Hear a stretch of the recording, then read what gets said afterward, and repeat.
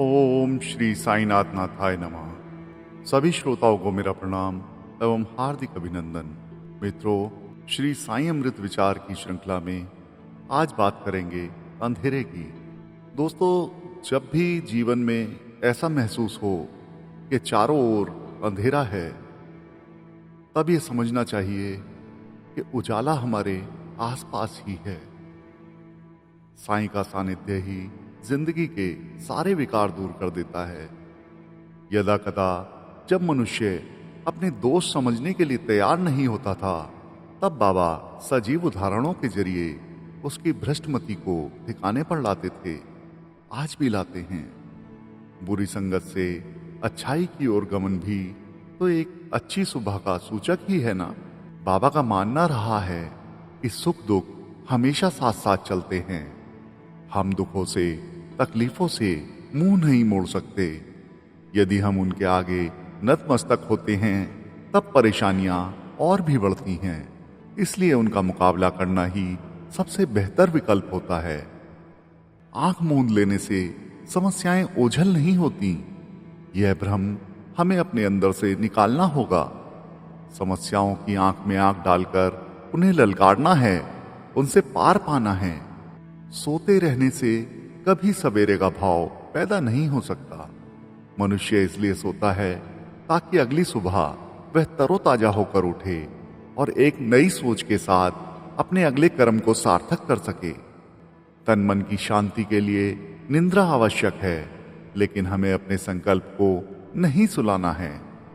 कहते हैं, रात यदि अधिक काली हो जाए तो मानना चाहिए कि सवेरा आसपास ही है। स्याह रात का अंतिम प्रहर जब सवेरा होने को होता है, सूरज की पहली किरण निकलने को आतुर होती है, उसे ब्रह्ममुहूर्त कहा जाता है। यह वो समय होता है जब देव उठते हैं। वैसे देव कभी नहीं सोते, क्योंकि वे तो एक संकल्प हैं।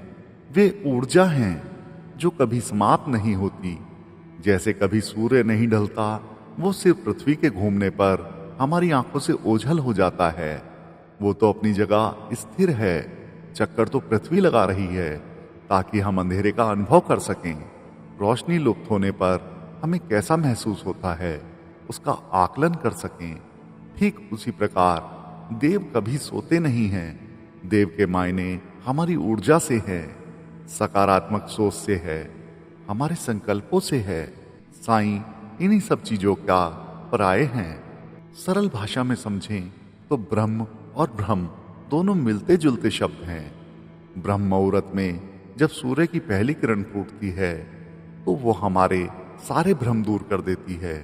भ्रम यानी अंधकार, वो अंधकार जो हमारे मन मस्तिष्क में घर किए बैठा रहता है। नींद भी एक भ्रम है। हमें लगता है कि हम सो रहे हैं, लेकिन असल में सोचिए, क्या वाकई ऐसा होता है? हमारा हृदय क्या धड़कना बंद कर देता है? क्या हमारा दिमाग चलना बंद कर देता है? हम सोते वक्त भी करवट बदलना नहीं भूलते। सोते वक्त भी हमें प्यास लगती है। पेट में अन्न का दाना ना होने पर भूख लगती है। लघु शंका की जरूरत महसूस होने पर हम स्वतः उठ जाते हैं। ऐसा क्यों होता है? वो इसलिए क्योंकि सोना तो सिर्फ एक भ्रम है। जैसे एक बाइक चाबी ना लगाने पर शांत खड़ी होती है, लेकिन वो मृत नहीं होती। चाबी लगाने और एक किक मारते ही वो कार्य करने लगती है। हमारी भी ठीक वैसी ही स्थिति होती है।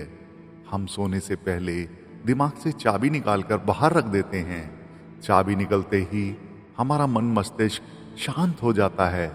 तंत्रिका तंत्र में विचरण कर रहे विचार लुप्त अवस्था में चले जाते हैं। सब कुछ सुप्त होते ही हमें सुकून की नींद आ जाती है। अगर हम चाबी निकाले बगैर सोने की कोशिश करेंगे तो दिमाग चलता रहेगा। दिमाग चलेगा तो हमें नींद कैसे आएगी? ब्रह्म मुहूर्त भी प्रकृति प्रदत्त एक अद्भुत किक है और सूर्य की किरण एक अलौकिक चाबी। सुबह होते ही दोनों हमें सक्रिय कर देते हैं। अब यह हम पर निर्भर करता है कि हम दिन की शुरुआत नई मंजिल से करें, नई सोच से शुरू करें, या पिछले दिन का वही खाता खोलकर बैठ जाएं। जब हम घर से गाड़ी निकालते हैं तो उसे कपड़े से साफ करते हैं। ठीक वैसे ही हमें उठते ही दिलो दिमाग की सारी गंदगी साफ कर देनी चाहिए, जैसे हम दांत साफ करते हैं, पेट साफ करते हैं और स्नान करते हैं। साईं बाबा हमारे जीवन की वही चाबी हैं, वही किक हैं। गंदगी साफ करने का वही तौर तरीका है।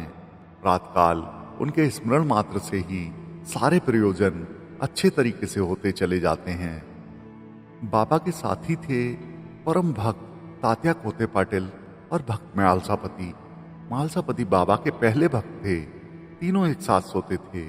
उनके सर अलग अलग दिशाओं में होते थे, लेकिन नीचे पैर एक दूसरे के संपर्क में रहते थे।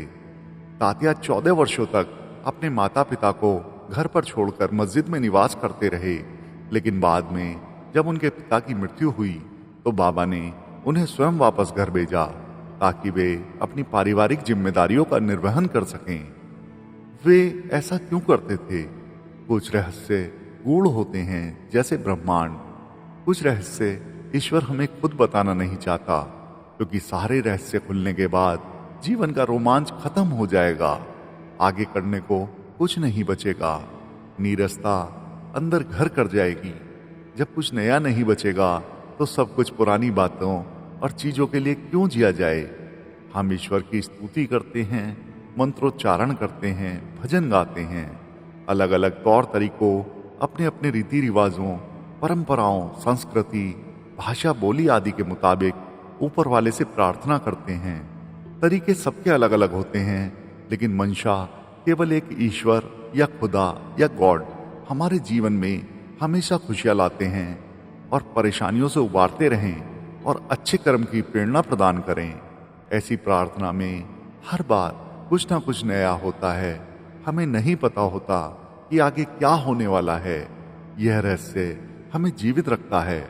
इसे इस तरह भी समझा जा सकता है, यदि हमें यह पता हो कि हमारे जीवन में आगे क्या घटने वाला है, कब, किस वक्त और कहां कौन सी घटना होगी, तो फिर जीवन कैसा होगा।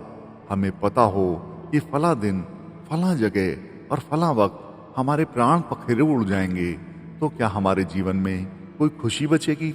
किसी रोमांच के लिए कोई स्थान होगा? बिल्कुल नहीं। रहस्य ही हमें जिंदा रखते हैं।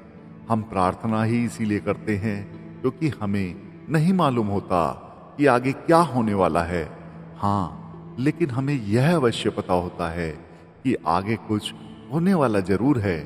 जैसे हम बच्चे की परीक्षा के दौरान ईश्वर से प्रार्थना करते हैं कि हे ईश्वर, मेरे बच्चे की परीक्षा अच्छी रहे। यानी यह तो हमें पता है कि परीक्षा होनी है, लेकिन यह नहीं मालूम रहता कि परीक्षा में कौन से सवाल आने वाले हैं।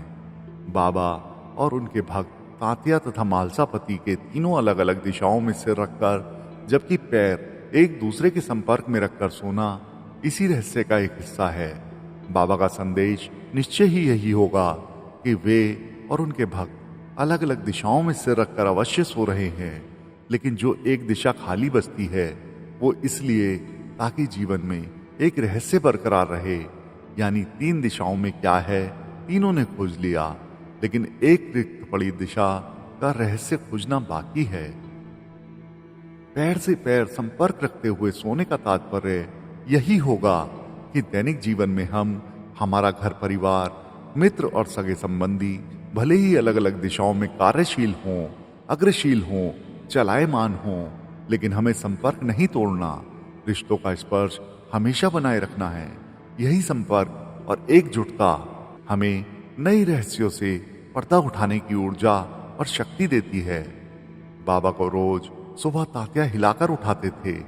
जैसा कि हम जानते हैं, बाबा एक ऊर्जा हैं, एक विचार हैं, एक मार्गदर्शक हैं। इसलिए तात्या बाबा के रूप में अपने लिए एक ऊर्जा अर्जित करते होंगे, अपने विचारों को जागृत करते होंगे, अपने लिए मार्ग चुनते होंगे।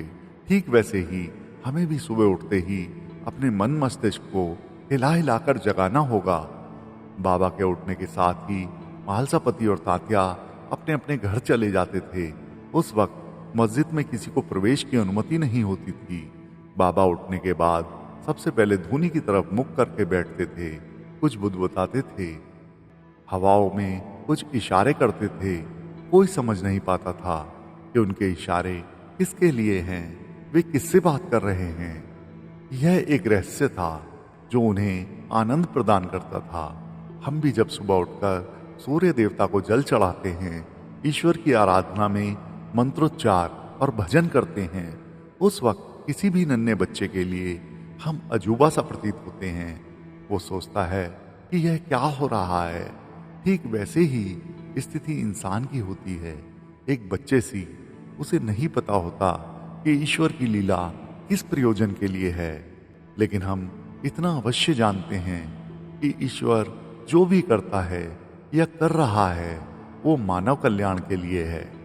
यह संसार उसी की रचना है, इसलिए उसका हर प्रयोजन, हर लीला कुछ नयापन लाने की कोशिश है, ताकि मानव जीवन में आनंद बना रहे। जैसे रोते हुए बच्चे को मनाने के लिए हमें किस्म किस्म के जतन करने पड़ते हैं, मनुष्य रूपी रचना में निरंतर कुछ नया बना रहे, इसीलिए ईश्वर भी अपने अवतारों के जरिए कुछ न कुछ नया करता रहता है। बाबा भी हमेशा मानव जाति के आनंद बाबत कुछ न कुछ नया करते रहते हैं। उनकी लीलाएं हमारे लिए एक रहस्य होती हैं जो आनंद की अनुभूति देती हैं। साईं ने समय समय पर अपने भक्तों को ब्रह्म ज्ञान यानी परम तत्व का रास्ता दिखाया है, लेकिन वो ही इसे आत्मसात कर पाया है जिसने अंधकार और प्रकाश के बीच का सटीक फर्क महसूस किया हो। अंधकार सिर्फ सूरज ढलने के बाद ही नहीं होता, बल्कि कई विकारों के कारण भी हमारी जिंदगी में अंधेरा व्याप्त रहता है। दुख, चिंताएं और स्वार्थ का भाव भी एक प्रकार का अंधेरा ही है। बाबा सबका भला करें। ओम साईं राम।